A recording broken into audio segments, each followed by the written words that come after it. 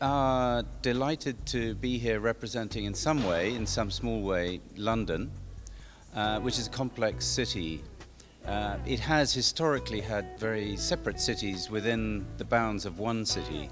The south of the river, the power of Parliament and royalty in Westminster, and the other side, the mercantile city, which is very close to Venice's heart of the City of London. And those differences still exist, and so that's what we chose to try and bring to Venice, was a sense of difference. The three practices here, we share a common ground in an architectural discourse, and the common ground for all of us that underlies this triptych is also working with others. So in response to David Chipperfield's request of looking at the theme of common ground, we have looked at collaborations with artists, sculptors, painters, and many others, the theatre, the critics, which we share also in common.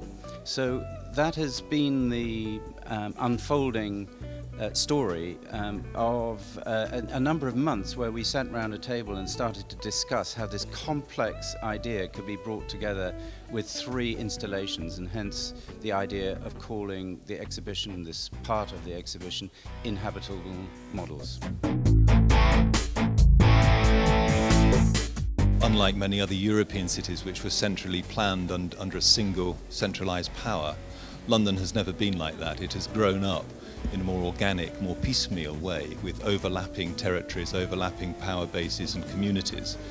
And so the three practices, I think, are all interested in our own way with exploring the difference of those areas of London and trying to amplify and reinforce the particular signals of London territories and all of our architecture. In a way, I suspect that's one of the reasons we were invited by David Chipperfield, is because he recognised a common ground of methodology, certainly not of visual appearance, but certainly of methodology in dealing with those different areas of London. I think the common ground in all three projects is the ability of the group to engage with the city, and in its formal sense, but also in its informal sense, with the junk of everyday reality and just the cultural memory of people that live in the city. And there's an understanding of a sort of humane approach to building. So we're not trying to recreate or create an ideal city. We're trying to create a city that's humane, that's livable in, and that's got a continuity. And I think all three of us are aware of the idea of continuity, that we're in a moment, we're building things in a moment which are going to continue, and there have been people that have preceded us. So it's trying to find a place within that. And I think the common ground is the way to do that, is our approach of engaging positively with the city to bring about positive change. We are all human, so there's always something we share, no matter where we live and where we operate. And I think this is, the cultural aspect that architects need, not to forget the human aspect of the buildings and not to try to produce objects, but to enrich the life of the people in this place.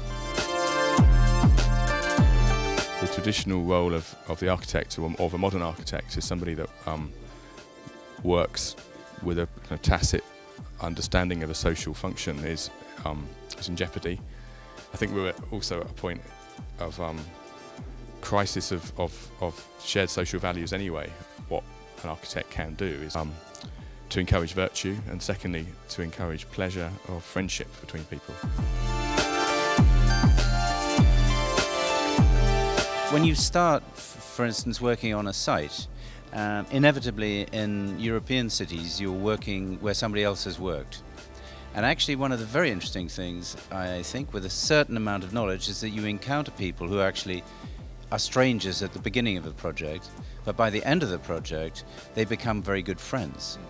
That's the interesting thing, I think, about working with existing fabric and, if you like, the continuity of the past. But the dialogue is such that you're also proposing the future as a framework.